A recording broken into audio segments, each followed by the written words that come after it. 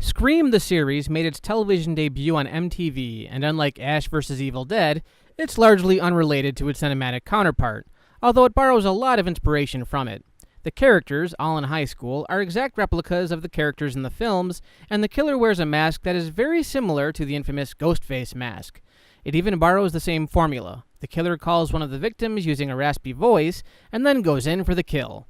And like what was going on in Scream 4, the killer abuses social media to capture his artwork and send it out for the world to see. If I'm not mistaken, I'm pretty sure this was the direction the supposed second film trilogy was supposed to take, where it followed a completely different set of characters, but recycled a lot of the same themes. Truth be told, I wasn't a big fan of that fourth outing, but I have to admit, I watched this show religiously when it was on. The story takes place in Lakewood, and primarily follows Emma Duval, the replacement for Sidney Prescott, a popular girl in school who spends most of the series being stalked by the killer. At first glance, Emma isn't exactly close with the supporting characters until halfway through the first season, when a series of murders brings them together. In the first episode, one of the supporting characters, the bi-curious, aspiring filmmaker Audrey, gets videotaped as she's making out with another girl. The video goes viral, and the one chiefly responsible, promiscuous Valley girl Nina Patterson, gets killed, which causes a stir at school. Emma, who was there while Nina was taping the incident, and who used to be extremely close with Audrey, is now ridden with guilt and tries to get back in touch with her. Audrey's best friend is Noah Foster, an antisocial geek obsessed with serial killer lore who uses movie references to analyze what's happening. Guess which character he's marrying? Then there's Brooke Maddox, a spoiled daddy's girl who's fooling around with one of the teachers, of course. Will Belmont, Emma's boyfriend, until she finds out that he slept with Nina. Kieran Wilcox, the pretty boy who replaces the ex-boyfriend. And Jake Fitzgerald, who's working with Will on some secret political scandal. This last set of characters, while important to the overall story, don't have significant relationships to the first three, and are pretty disposable. Now, in the first episode, Noah asks the question, "You can't do a slasher movie as a TV series. You know, girl and her friends arrive at the dance, the camp, the deserted town, whatever. Killer takes them out one by one.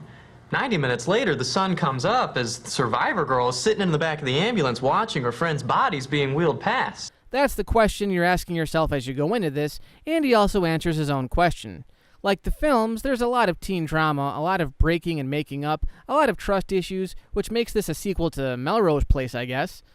In all honesty, what kept me watching was what got me into the series to begin with. I had to keep watching until the end just so I could find out who the killer was. And like the films, the series rests on an urban legend that shaped the town's past. Parallel to the murder of Sidney Prescott's mother, we learn that Emma's mother, who's still alive in this story, used to date a misunderstood man named Brandon James. James was a horribly disfigured mass murderer who Maggie Duvall took sympathy for, and this is what links the town to the current murders. The first episode moves kind of slow, but it's a good representation of how the rest of the series plays out.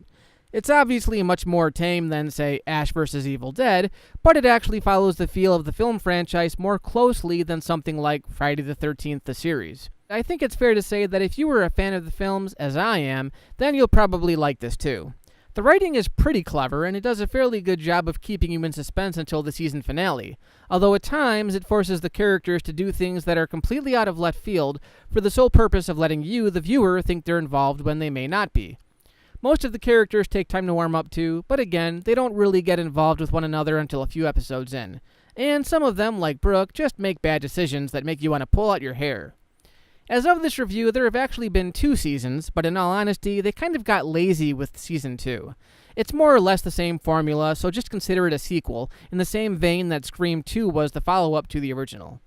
The first season's available on DVD, and I'm sure you can stream it, so if you've got some time to binge watch this month, check it out.